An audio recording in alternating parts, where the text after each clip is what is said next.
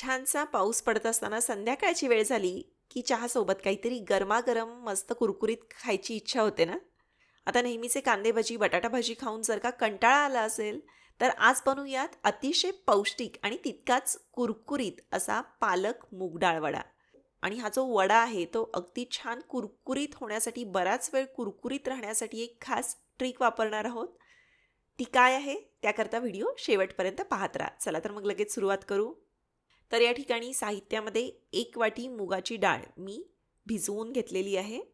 आता या ठिकाणी थोडेसे मी सालीसहित मूग डाळ याच्यामध्ये वापरलेली आहे.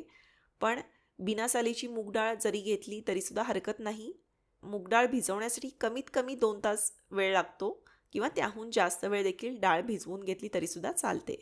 आता डाळ भिजली की लगेच ती वाटायला घ्यायची नाही आहे, तर डाळ जी आहे ती चाळणीमध्ये काढली आणि ही अशी पसरून ठेवून द्या. डाळीमध्ये बरंचसं पाणी असतं आणि ते जर का पूर्णपणे निथळलं गेलं नाही, तर वाटल्यानंतर याला खूप जास्त पाणी सुटतं. त्याच्यामुळं आधी थोड्या वेळ हे असं पसरवून ठेवून द्यायचं किंवा सुती कपड्यावर जरी तुम्ही फॅनखाली डाळ 5 मिनिटं सुकवून घेतली तरीसुद्धा चालते. साधारण एक 10 मिनिटांसाठी याला निथळून घ्या. तोपर्यंत आपण एक वाटण तयार करून घेऊ. तर त्याच्यामध्ये एक छोटा चमचा जिरे मिक्सरच्या भांड्यात काढलेले आहेत. त्यानंतर थोडासा ओवा काढला. तसेच 1 चमचे धणे घालायचे. भरपूरशी हिरवी मिरची याच्यामध्ये घालायची आणि हे जे वाटण आहे ना ते थोडंसं जाडसर असं वाटून घ्या. जेणेकरून याच्यामध्ये धण्याची जी डाळ आहे ती अशी राहिली पाहिजे. धणे धणे थोडेसे दिसले पाहिजेत.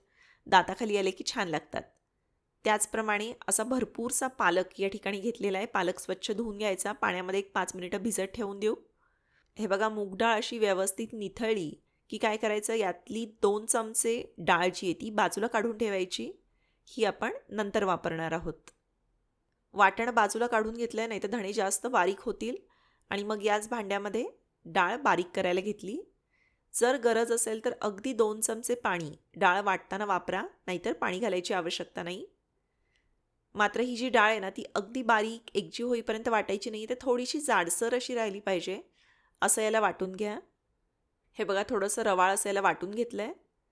याचप्रमाणे पुढचा कांदा देखील वाटून घेतला. आता याच्यामध्ये बाकीचं साहित्य घालूयात. तर सगळ्यात आधीची मूग डाळ आपण न वाटता बाजूला ठेवली होती ती याच्यामध्ये घातली. ही अख्खी मूग डाळ जर का घातली तर ती छान कुरकुरीत अशी तळली जाते आणि ही तळलेली मूग डाळ खूप छान लागते. त्याच्यामुळं या पद्धतीनं तुम्ही मूग डाळ जी आहे ती बाजूला ठेवून याच्यामध्ये घालू शकता. चवीनुसार मीठ घातलेलं आहे. त्यानंतर तयार केलेलं वाटण घातलं. एक मध्यम आकाराचा कांदा बारीक चिरून याच्यामध्ये घातलेला आहे.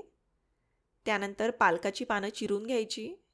हे बघा खूप मोठा मोठा ठेवायचा नाही आणि अगदी बारीकही चिरायचा नाही आहे, असा जाडसर चिरून घेतला आणि तो याच्यामध्ये घातला आणि हे सगळं एकसारखं मिक्स करून घ्यायचं.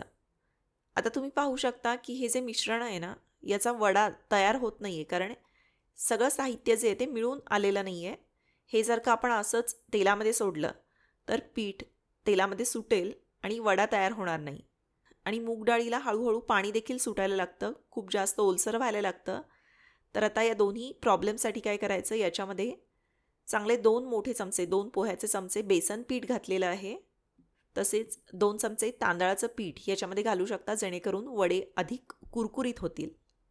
हे बघा आता जर का हे मिक्स केलं तर मिश्रण बऱ्यापैकी असं मिळून आलं आहे. भिजवलेली मूग डाळ वापरलेली आहे, त्याच्यामुळं पिठामध्ये सोडा वगैरे घालायची आवश्यकता नाही. तेल चांगलं तापवून घेतलं.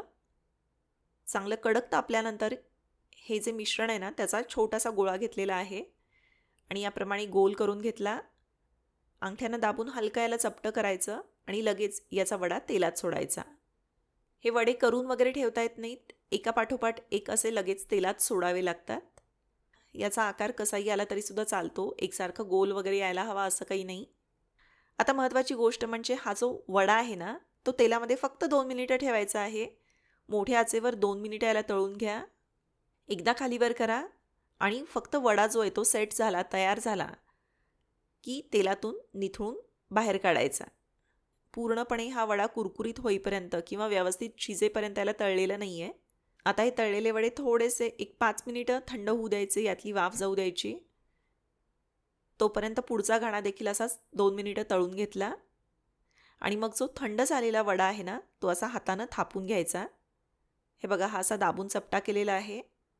किंवा याप्रमाणे जर का हातानं थापायचं नसेल, गरम गरम असेल, तर या फुलपात्रानं किंवा वाटीनं जरी याला दाबलं तर असा छान वडा तयार होतो. हे बघा, हे असे चांगले चपटे असे वडे याचे करून घेतलेले आहेत. याप्रमाणे तुम्ही वडे एकदा तळून ते थापून फ्रीजमध्ये देखील ठेवू शकता आणि आयत्या वेळी जेव्हा तुम्हाला वडे खायचे असतील तेव्हा ते गरम गरम पुन्हा तळले तरीसुद्धा चालतात. आता सेकंड फ्राय या वड्यांना आपण करणार आहोत. तर तेल चांगलं कडक तापवून घ्यायचं आणि या कडक तेलामध्ये वडे सोडले. मध्यम ते मोठ्या आचेवर वडे छान कुरकुरीत होईपर्यंत यांना दुसऱ्या वेळी तळून घ्यायचं आहे. हे बघा, आता छान सोनेरी रंगावर हे जे वडे आहेत ते तळून घ्या. यातली जी अर्धवट वाटलेली मूग डाळ आहे, अख्खी मूग डाळ आहे, ती छान कुरकुरीत झाली पाहिजे. शिवाय पालकही छान कुरकुरीत असा तळला जातो. हे बघा, याप्रमाणे वडे जे आहेत ते छान कुरकुरीत होईपर्यंत तळून बाजूला काढले. अशा प्रकारे आपले मस्त गरमागरम कुरकुरीत असे पालक मूग डाळ वडे जे आहेत ते तयार झालेले आहेत. चवीला अतिशय छान लागतात. तळल्यानंतरही बऱ्याच वेळ हे जे वडे आहेत ते कुरकुरीत राहतात. तुम्ही बॅकग्राऊंडला आवाज याचा ऐकू शकता. त्याचप्रमाणे या पालक वड्यांची रेसिपी तुम्हाला कशी वाटली ते मला जरूर कळवा. व्हिडिओ आवडला तर व्हिडिओला लाईक करा. व्हिडिओची लिंक तुमच्या मित्रमैत्रिणींसोबत, नातेवाईकांसोबत जरूर शेअर करा. धन्यवाद.